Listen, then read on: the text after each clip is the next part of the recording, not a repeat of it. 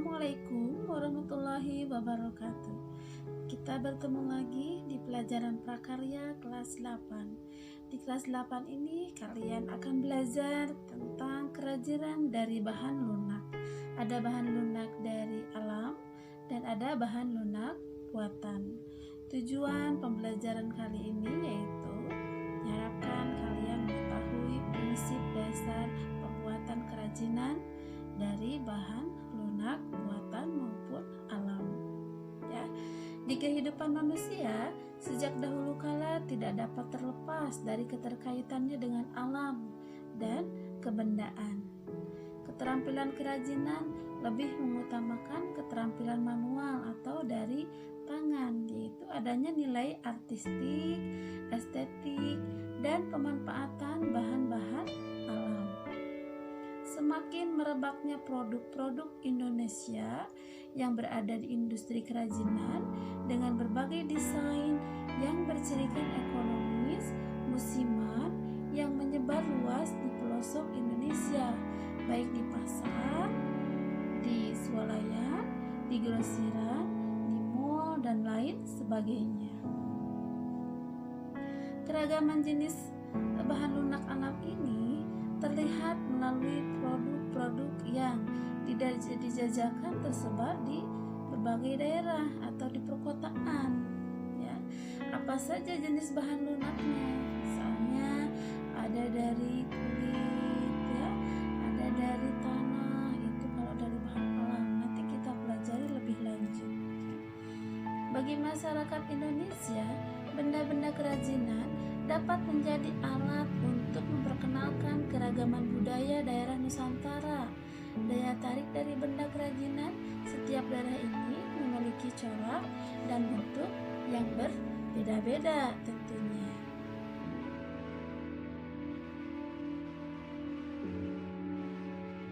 Pada praktik kerajinan dibuat dengan mempertimbangkan wilayah kerja dengan beberapa prinsip berikut. Yang pertama, kerajinan tangan.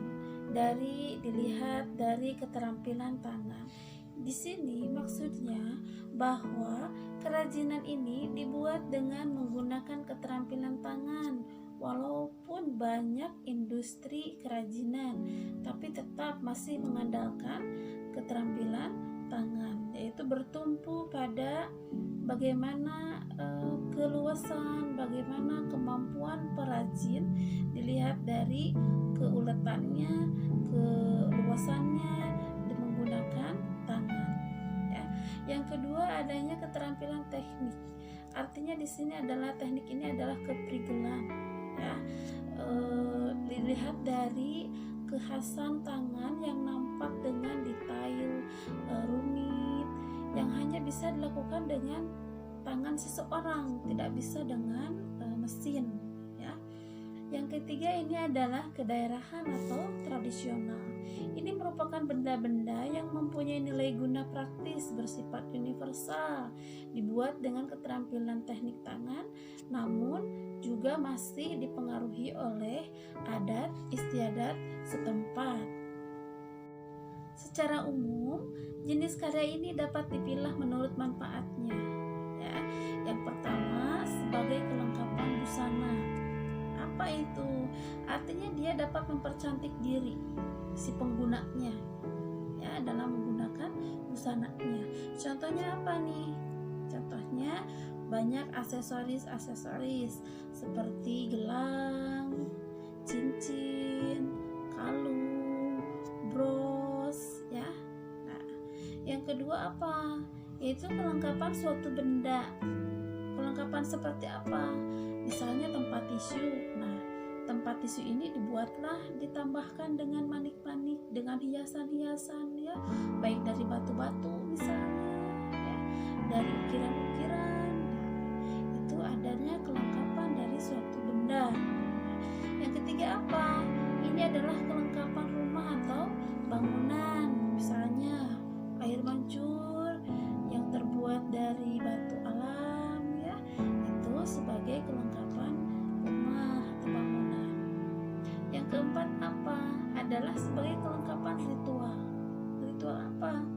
Biasanya orang kalau berpesta atau di daerah-daerah tradisional gitu ya, mereka kerajinan itu dijadikan sebagai alat ritual juga. Misalnya dalam pernikahan di Sumatera itu menggunakan kain ulos, seluruhnya menggunakan kain ulos saat pernikahan.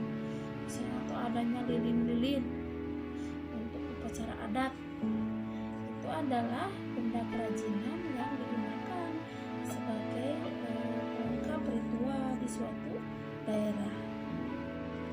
Berdasarkan prinsip kebermanfaatan di atas, maka kerajinan ini dapat dikategorikan sebagai produk-produk berikut. 1. Dapat menambah keindahan. Apa maksudnya di sini? Yaitu dapat memperindah penampilan. Ya, kalau digunakan itu akan menambah penampilan, seperti halnya kita menggunakan bros, menggunakan kalung, menggunakan cincin, itu artinya memperindah penampilan si penggunanya. Yang kedua apa? Memberikan penekanan atau kekhasan pada suatu benda. Jadi memiliki ciri khas. Kalau orang menggunakan batu virus, misalnya batu ali ya, batu ali berbentuk virus dari ini khas dari Kalimantan misalnya. Lalu menggunakan lagi ukiran Jepara, itu adalah kekhasan dari suatu daerah ya. Yang ketiga apa? Menjadi persyaratan pemakaian. Apa ini artinya? Bahwa jika tidak digunakan maka tidak berarti apa-apa ya. Jadi syaratnya kalau dia tidak digunakan ya dia tidak memiliki arti apa-apa sebetulnya ya. Yang keempat apa? Merupakan pertanda atau simbol. Apa ini artinya? Berarti memiliki suatu kepentingan. Seperti halnya kain ulos digunakan saat pernikahan, berarti ini adalah khas adat penting untuk bagi masyarakat Sumatera. Nah, dia menggunakan kain ulos ini saat pernikahan, ya, menjadi simbol. Nah, yang kelima apa? Dibuat khusus sesuai dengan benda aslinya atau duplikasi. Apa artinya nih? Yaitu dia dibuat secara khusus menyerupai bentuk aslinya untuk alasan dan kebutuhan tertentu. Kita nanti bahas selanjutnya ya. Yang keenam, ini sebagai bagian dari karya seni. Yaitu apa? Dia mencerminkan ekspresi keberagaman budaya Nusantara. Maka kerajinan bahan lunak ini merupakan bagian dari karya seni. Di bagian kedua, kita akan membahas tentang jenis dan karakteristik kerajinan bahan lunak. Ya, yang pertama ini adalah bahan lunak alam. Bahan lunak alam ini artinya apa? Yaitu karya kerajinan yang bahannya ini diperoleh dari sekitar alam atau didapatkan secara alami, tidak dicampur maupun tidak dikombinasi dengan bahan buatan. Contohnya apa ini bahan lunak alam? Ada tanah liat. Tahu tanah liat? Tanah liat juga warnanya berbeda-beda ya. Ada yang hitam, ada yang coklat, ada yang coklat kekuningan ya. Yang kedua ada kulit hewan. Kulit hewan apa nih? Ada kulit dari sapi, dari ular, dari buaya misalnya. Itu kan memiliki corak-corak yang unik-unik ya. Itu bisa dibuat kerajinan. Lalu dari getah nyatu. Getah nyatu ini apa? Adalah sejenis pohon. Nah, getahnya ini yang kita ambil, yang kita buat untuk dibuat kerajinan. Yang berikutnya apa? Bubur tisu.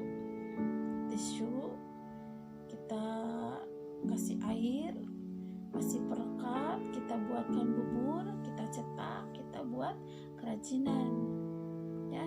Lalu ada dari floor clay. Ya, nanti kita bahas selanjutnya. Berikutnya ada bahan lunak buatan. Kalau ini dari zat kimia, ya, bercampur dengan zat kimia.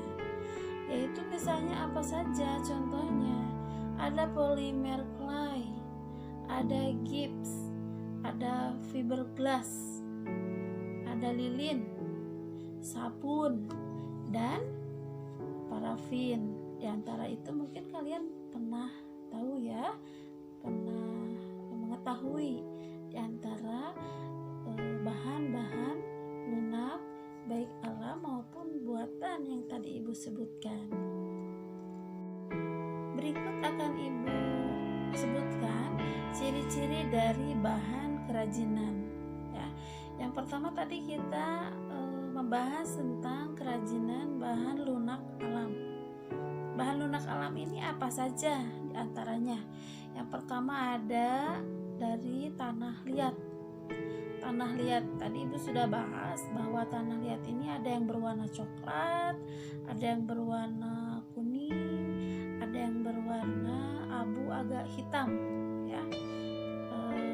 Di sini tanah liat ini ciri-cirinya dia memiliki daya bahan bakar hingga 1300 derajat Celcius. Jadi kalau misalnya sudah dibuatkan guci misalnya, celengan ya, atau benda-benda kerajinan yang lainnya seperti poci itu atau apa ya, teko ya. Nah, dia setelah dibuatkan itu tidak langsung digunakan, tapi dikeringkan dulu, dibakar mencapai 1300 derajat Celcius ini ya. Lalu ini pewarnaan tanah liat dapat dilakukan dengan glasir atau pembakaran tinggi ya, tadi itu mencapai 1300 derajat Celcius ya. Lalu baru akan diberi pewarna cat ya. Yang kedua apa setelah tanah liat? Akan dibahas tentang kulit. Kulit ini berasal dari kulit hewan yang sudah dimasak. Kenapa sudah dimasak? Agar mudah dibentuk ya. Lalu kulit ini ada yang berwarna hitam, putih, coklat, krem, atau sesuai dengan tekstur bentuk kulit hewan tersebut. Kalau ular kan memiliki corak tertentu ya. Lalu buaya juga memiliki corak tertentu. Itu maksudnya di sini warnanya ya. Lalu kulit alami yang betul-betul kulit dari hewan, dia jika dibakar akan berbau sate gitu ya. Karena ada kulit-kulit ya hewan namanya juga ya. Ada daging-dagingnya gitu mungkin. Jadi akan berbau sate kalau dia dibakar. Lalu kulit tidak tahan air. Jika terkena air dia akan merusak struktur kulitnya. Itu ciri-ciri dari kulit ya. Yang ketiga ada getah nyatu. Getah nyatu ini adalah getah dari pohon nyatu yang berwarna putih.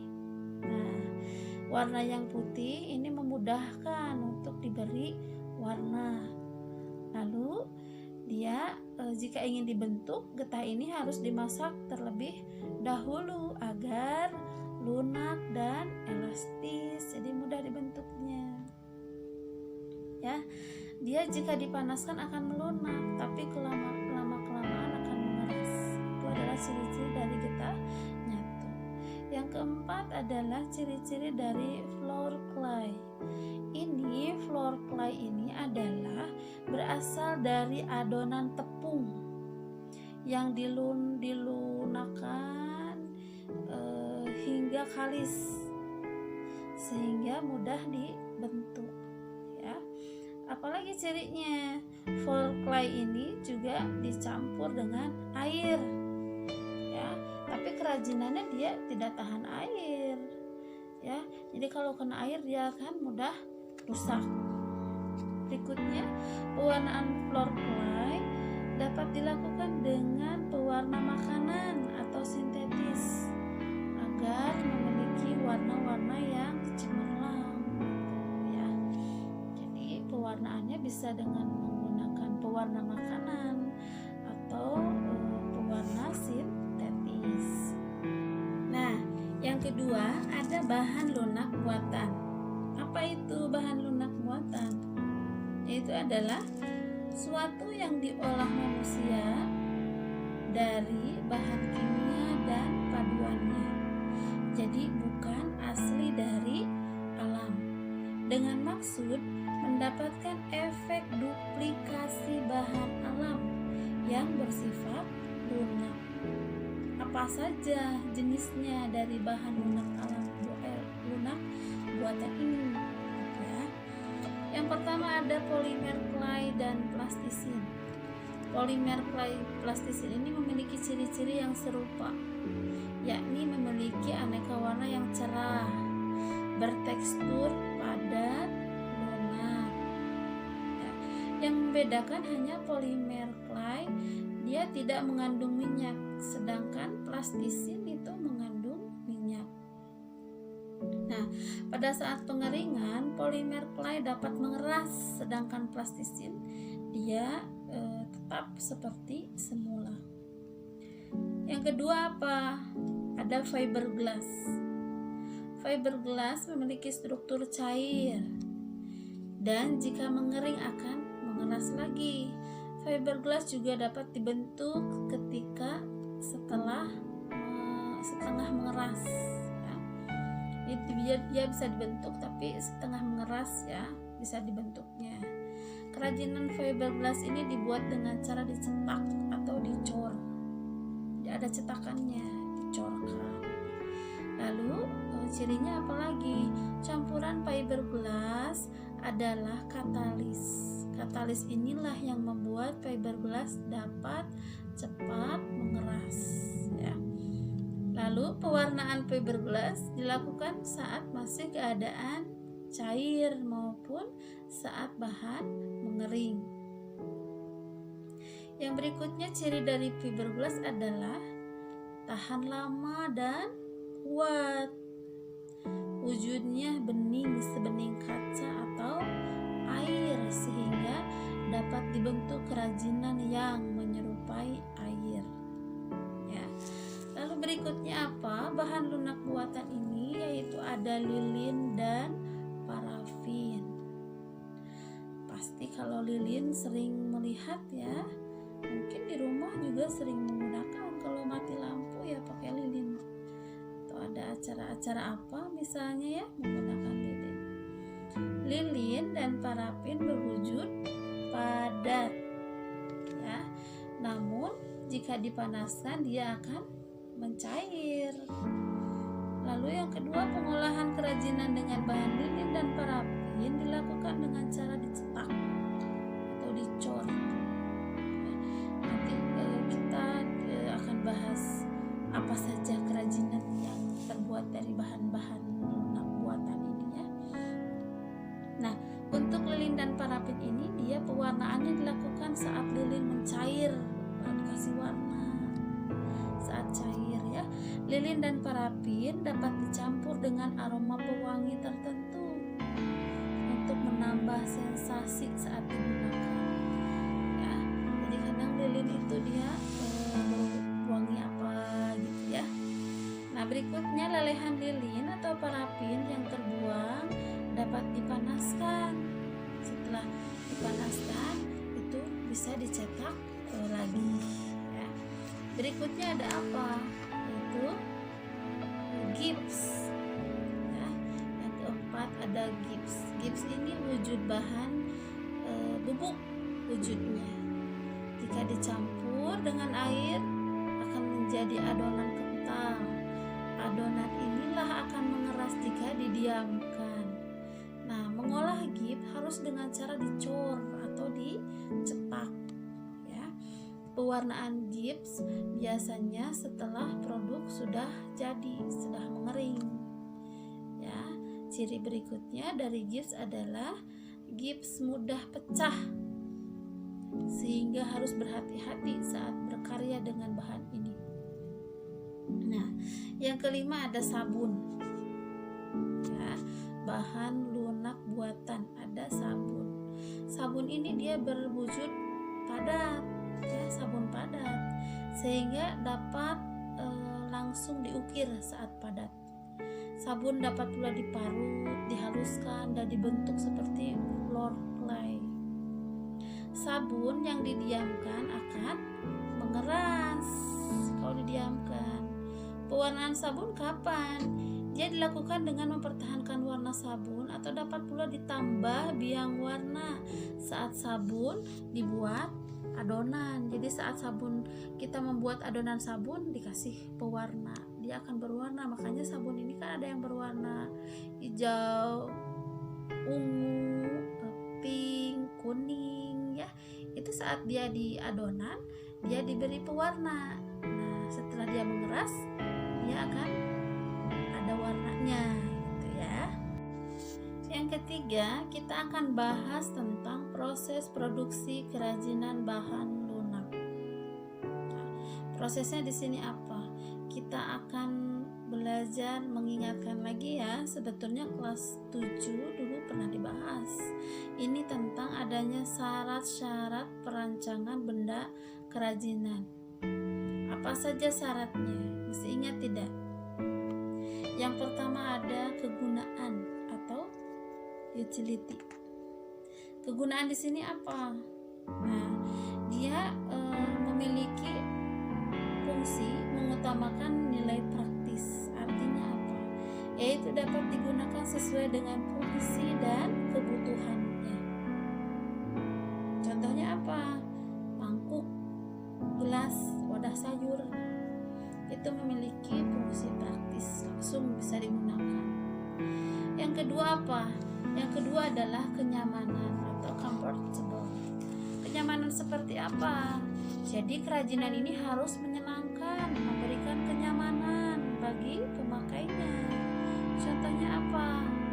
Cangkir didesain ada pegangannya. Di saat panas bisa dipegang pegangannya gitu ya. Jadi ada kenyamanan di benda kerajinan tersebut. Yang berikutnya ada keluasan atau flexibility. Di sini artinya apa? Memiliki keserasian antara bentuk dan wujud dengan nilai gunanya. Contoh, sepatu. Sepatu ini sesuai dengan anatomi dan ukuran kaki. Kalau membuat kerajinan dari kulit sapi menjadi sepatu, itu kan ada ukurannya.